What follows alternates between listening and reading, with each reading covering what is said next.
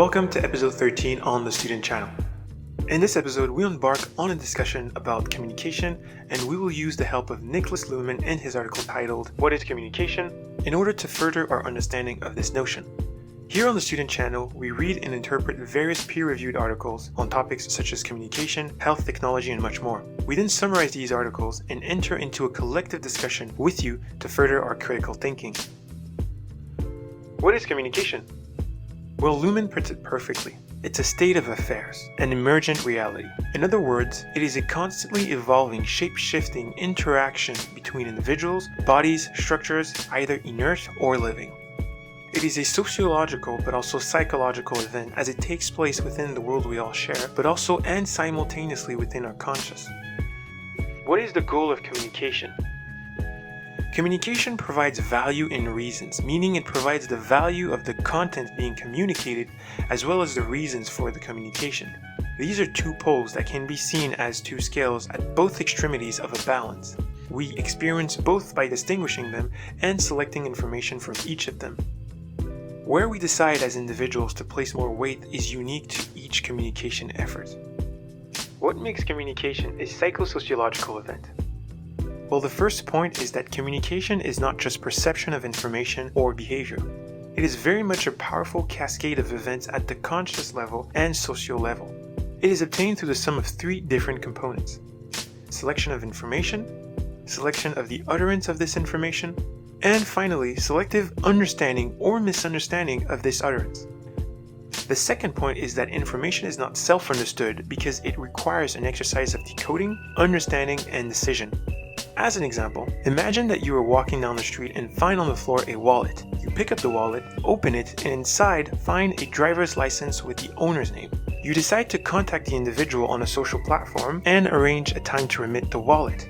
The entire sequence from the moment you set eyes on the wallet to the moment you remitted it to the owner was a succession of information to your brain that you deliberately decoded, understood, and acted upon. To break this example down, number one, the value of this information you know is significant. It's a wallet. Number two, the reason for this information being on the ground could be that it was lost. Number three, and finally, as you weigh this information in your balance, you decide what is the best course of action to follow. Therefore, you engage in the continuation of communication. Another example used this time by the author is the following sentence: "You don't understand me." If we want to break this sentence down, number one, the value of this sentence is that the emitter is saying, "You are not ready to accept what I'm going to tell you." Number two, the reason for uttering this sentence is that the emitter is underlining that the communication cannot be continued under this condition of non-understanding. Number three, and finally, as the sentence is said and ultimately holds meaning, it is therefore entered into the continuation of communication. Finally, in third point, communication allows for a multitude of outcomes based on the perception and interpretation of each individual. Of course, we are all guided by universal references as to the best practices for communication. However, the exercise of perception is unique to each individual's consciousness. Of course, there are things to avoid while communicating. One of them being the attribution of failure of communication within communication itself. It masks the need for more exchange or clarification under the idea that one is to be able to grasp the full consciousness of another individual. So how should we see communication? I like the way Luhmann describes it on page 4. He puts it well. Communication is caused by understanding, which is caused by utterance, which itself is caused by information. It is a closed circular system that creates the components out of which it arises itself. In other words, it is a system that maintains and renews itself by regulating its composition and conserving its boundaries. I see that as a tell that everything we need to have a successful communication exercise exists within the closed system of communication itself.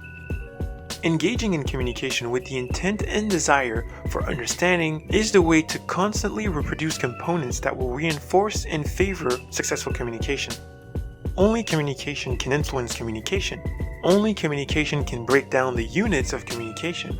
And finally, only communication can control and repair communication. This task requires focus and intense reflection, and once the boundaries of communication are reached, we need to look back inwards to the system, look at its components, and the ability to reuse and repurpose them for better understanding. In conclusion, communication is not a goal in itself, just as making a warm meal is not a goal in itself if it does not serve the purpose of feeding you and sustaining you. As Luhmann says, communication either occurs or it does not. Failure to communicate is the new reality showcased by politicians, public figures, and really the masses at large. This behavior is taught through television, encouraged on social media, with the end goal always being discord, failure of communication. When we exchange and communicate, we engage our senses and our ability to selectively pick out information, utterance, understanding, and decide the course of action to follow. But it is really a conscious decision to make it a successful event and remain within the boundaries of communication. One can only hope that the importance of communication makes a strong resurgence in our societies as the key for collaboration and societal cohesion. If this quick article summary has helped you out, don't think about it twice. Drop a like, subscribe, share this with a struggling friend, and as always, see you next time. Bye bye.